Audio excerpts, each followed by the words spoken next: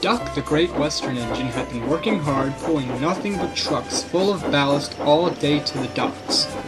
He was glad of a rest as he backed into the shed slowly, where he saw James feeling quite unimpressed with what had happened recently with BoCo during his work as well as James's.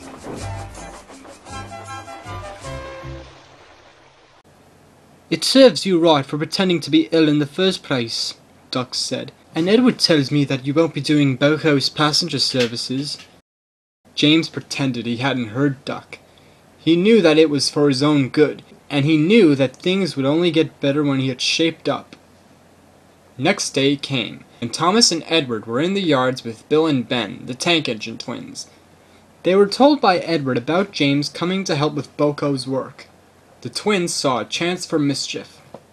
James had arrived with medical supplies for Wellsworth Hospital, and as he puffed into the yards, Bill and Ben began their tricks. "I say, Bill," said Ben. "whoever is this red monster?" "Why, it's James," replied Bill.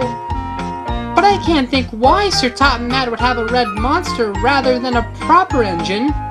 "Stuff and nonsense," snorted James. "I'm a really splendid engine and everyone knows it, and you two should know that by now." "Of course we know," Bill said. "Yes, of course. Of course we know that you were once James the Red-Nosed Engine."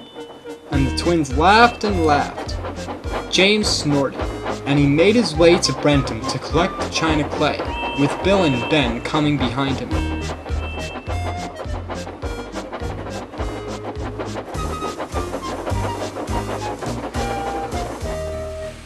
Down the line to the china clay works, there is a hollow in the land known as the drain.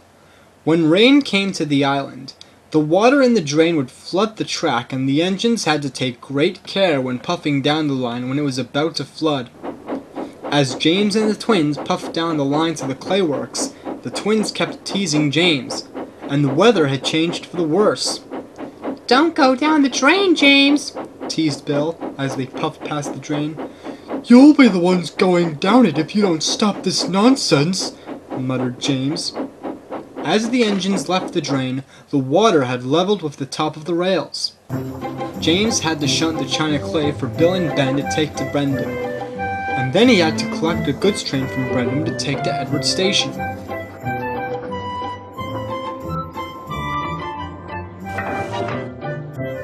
Bill and Ben were soon ready.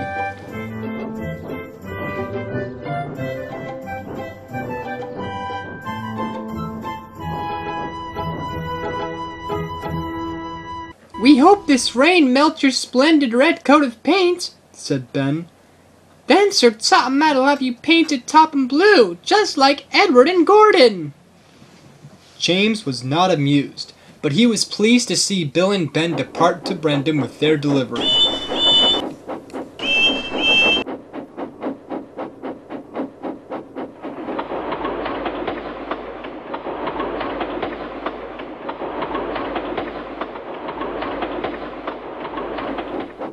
Bill and Ben were approaching the drain, and Bill could see that the water had leveled with the rails. "We must deliver this clay on time! Go to it, Bill!" called Ben. Bill gathered speed, but as the twins plunged into the drain, the water had splashed onto their boilers and had managed to get into their cabs and fireboxes, and soon Bill and Ben's fires had gone out, and they were stuck in the drain.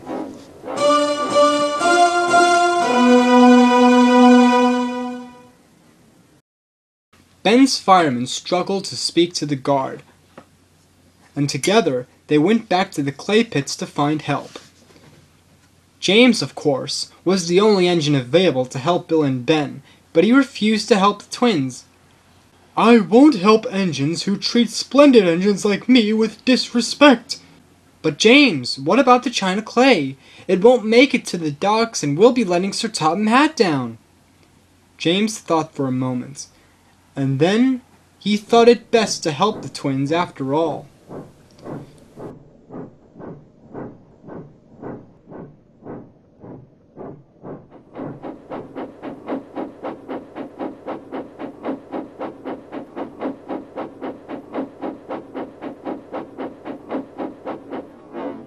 James buffered up behind Bill and Ben's train.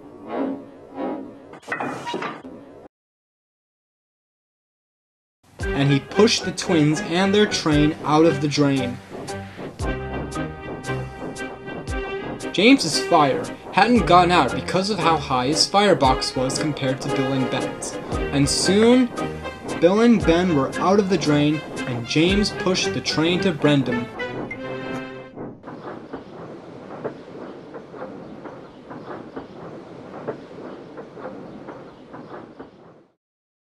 Bill and Ben were grateful for James. "Thank you, James," said Ben quietly. And thank you for helping us out of the drain," finished Bill.